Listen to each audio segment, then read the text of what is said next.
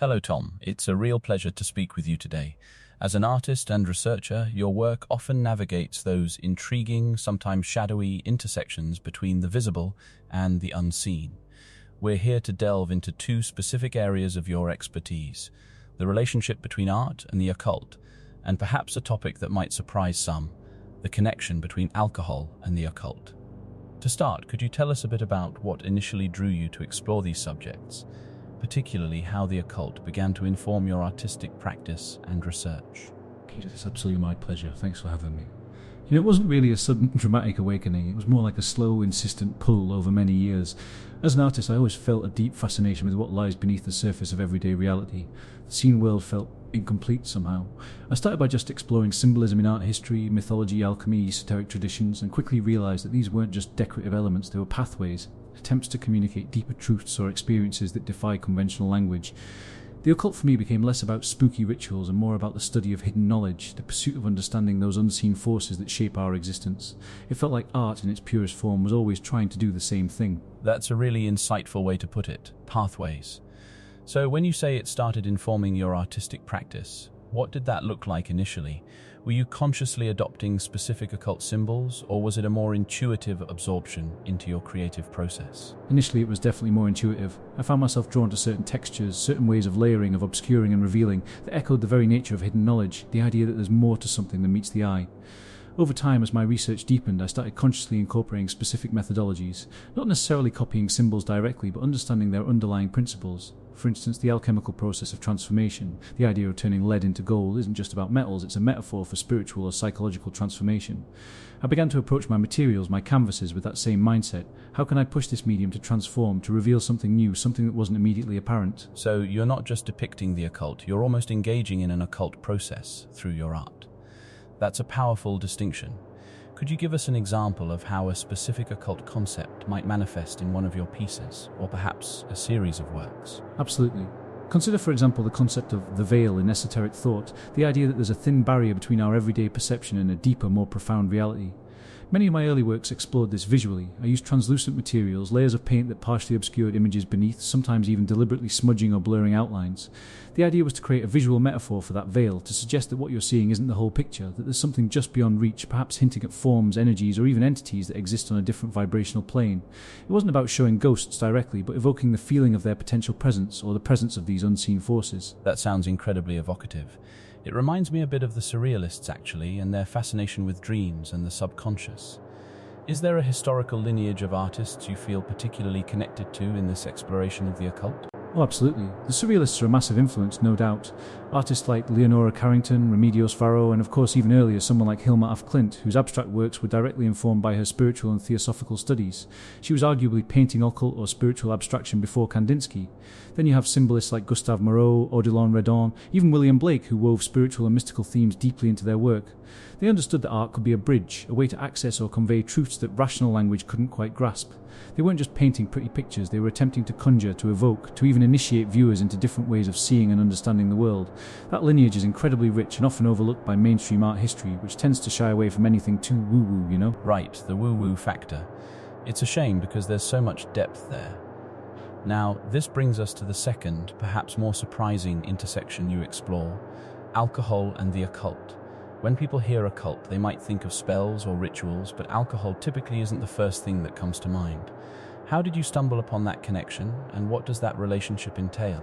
That's a great question, and it's definitely the more unexpected angle for many. My interest in this really grew out of researching historical rituals and altered states of consciousness.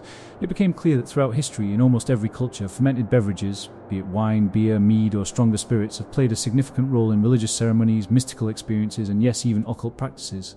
It wasn't just about getting drunk, it was about facilitating a shift in perception, lowering the conscious mind's guard to allow for different kinds of experiences, visions, or communications.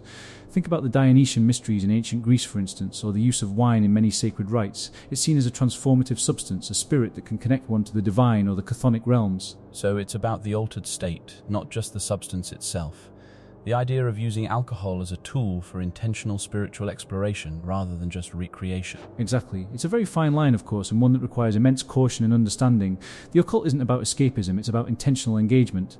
The fermentation process itself is fascinating from an alchemical perspective. Transformation, decay, purification, grapes becoming wine, grain becoming beer. It's a living, breathing process, mirroring the transformation that occultists often seek within themselves. Many traditional magical systems, especially those with roots in folk magic or shamanism, incorporate specific alcoholic beverages for libations, offerings, or as a vehicle for trance induction. It's about setting an intention, understanding the properties of the spirit you're inviting, and using it with respect and purpose, not just to numb yourself. That's a crucial distinction. Are there specific historical examples or traditions that particularly highlight this connection?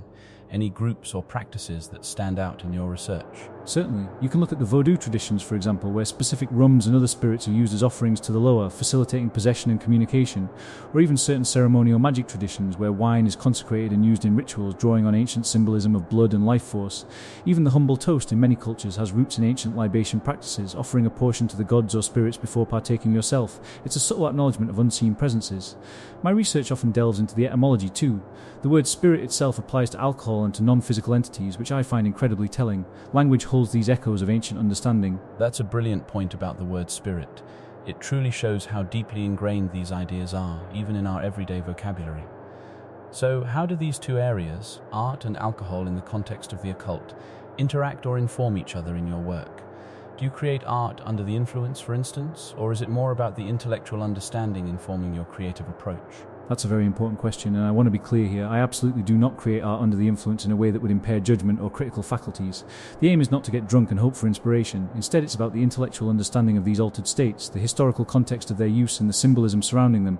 For me, it's about seeing fermentation as an alchemical process, understanding the ritualistic power of a libation, and then expressing that understanding conceptually in my art.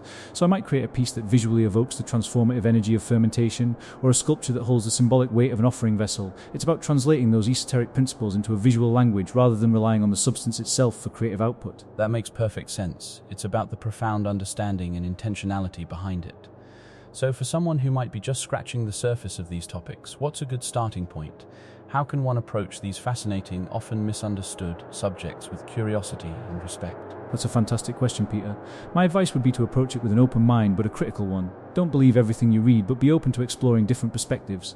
Start with history and mythology, read about ancient mystery schools, look into the roots of symbolism in art, explore the Hermetic tradition, or even just delve into the rich folklore of different cultures. You'll find occult themes woven into the fabric of human history. For art, look beyond the obvious, see how artists throughout time have tried to express the ineffable. And for the alcohol connection, again, it's about history and anthropology. Understand its ritualistic past rather than just its modern recreational use. Most importantly, differentiate between genuine esoteric study, which often requires discipline and inner work, and sensationalized or superficial portrayals. It's a journey of self-discovery as much as it is a study of hidden knowledge. That's excellent advice. It really encourages a thoughtful and respectful engagement with these complex subjects. Tom, your insights today have been absolutely captivating, peeling back layers of the visible to reveal the rich, sometimes surprising tapestry of the unseen. It's been a true education, and your work sounds incredibly profound.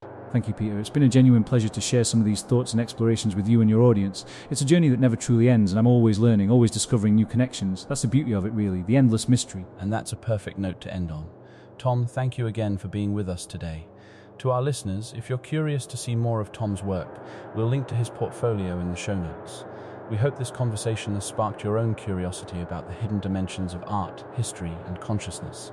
Until next time, keep exploring.